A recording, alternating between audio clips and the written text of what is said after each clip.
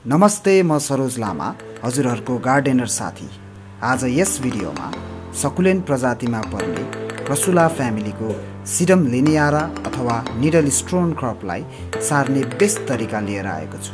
त्यसैले भिडियोलाई अन्तिमसम्म हेरेर साथ दिनुहोला। मेरो बिरुवा।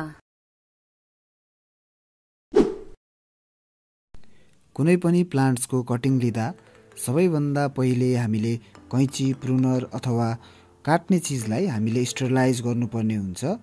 यहाँ मैले कैँचीलाई आगोले तताएर स्टेरिलाइज गर्दैछु, तर तपाईले रबिङ अल्कोहलले अथवा हाइड्रोजन पेरोक्साइडले पनि स्टेरिलाइज गर्न सक्नुहुन्छ।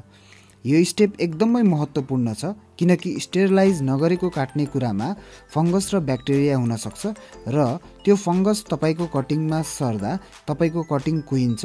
त्यसैले यो स्टेपलाई सधैँ याद राख्नुहोला। तपाईहरूले स्क्रिनमा देख्न सक्नुहुन्छ, मैले यो सिडम लिनियरको कटिङ लिँदैछु। हामीले यस प्लान्टमा धेरै बढेको हाँगालाई चुज गर्दै लगभग 1 देखि 2 इन्च लामो कटिङ लिनुपर्छ। कटिङ लिँदा हामीले प्लान्ट्सको हाँगालाई एकदमै क्लियर र शार्प तरिकाले काट्नुपर्छ। यसरी क्लियर कट गर्दा प्लान्ट्स धेरै डिस्टर्ब हुँदैन। र अर्को महत्त्वपूर्ण कुरा भनेको कटिङ लिँदा यस कटिङमा कम्तीमा पनि 2 देखि 3 वटा नोड्स हुनुपर्छ। नोड्स भन्नाले बिरुवाको त्यो भाग हो जहाँबाट हाँगा अथवा पात निस्कन्छ। र अहिले स्क्रिनमा तपाईहरूले जुन पट देखिरहनु भएको छ, यस पटलाई चाहिँ मैले आफैले थर्मोकोलबाट बनाएको हो। र तपाईहरू पनि जान्न चाहनुहुन्छ भने कमेन्ट गर्नुहोला, म भिडियो अपलोड गरिदिनेछु। कटिङ लिइसकेपछि यसलाई हामीले माटोमाथि राख्नुपर्ने हुन्छ।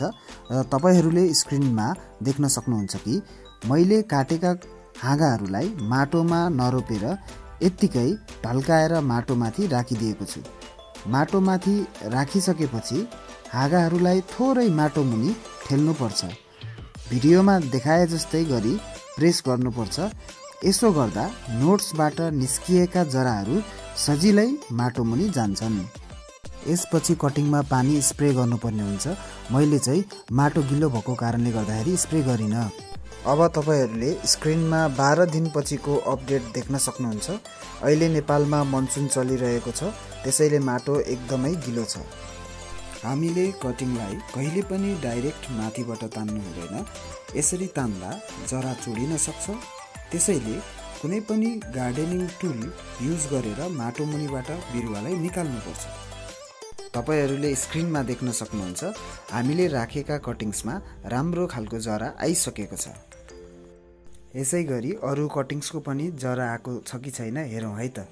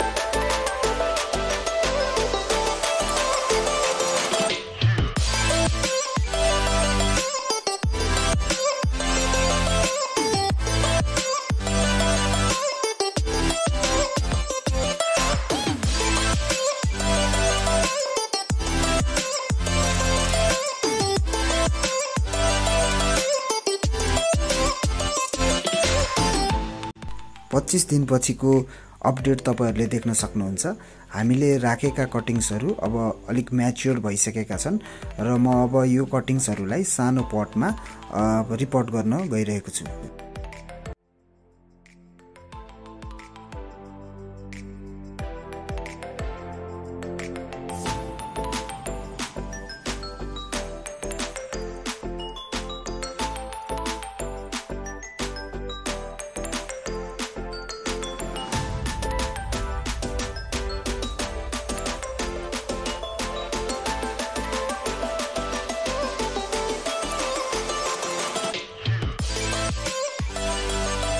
तपाईहरूले स्क्रिनमा सानो पट देख्न सक्नुहुन्छ र कुनै पनि प्लान्टलाई रिपोर्टिङ गर्नुभन्दा अगाडि त्यो पटमा प्वाल छ कि छैन त्यो चेक गर्नुपर्छ र त्यसपछि सानो ढुङ्गा त्यो प्वालमाथि राख्नुपर्छ।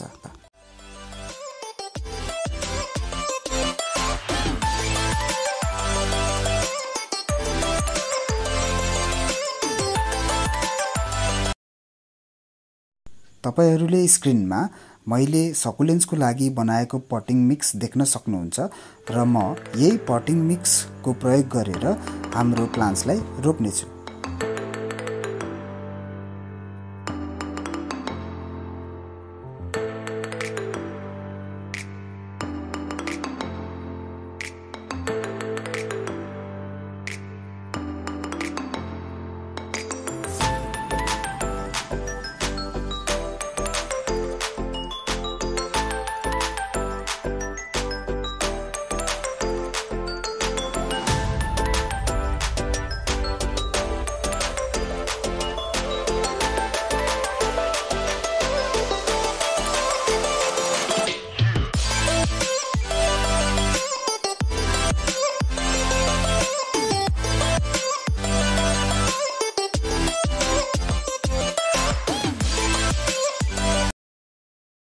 हामीले हाम्रो प्लान्ट रिपोर्ट गरिसक्यौं।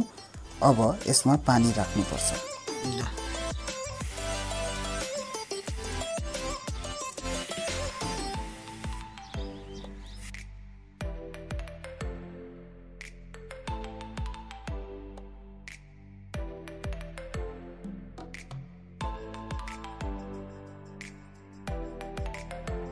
आज हामीले crassula फ्यामिलीको सकुलेन्ट्स sedum lineare सार्ने तरिका सिक्यौं। आशा छ हजुरहरूलाई यो भिडियो मन पर्नेछ र यदि यो भिडियो मन पर्यो भने कृपया कन्जुस्याइ नगरी भिडियोलाई लाइक, कमेन्ट गर्नुहोला र मेरो बिरुवा च्यानललाई सब्स्क्राइब गर्नुहोला। हस्त आजलाई यति नै। अब अर्को भिडियोमा भेट्नेछौं।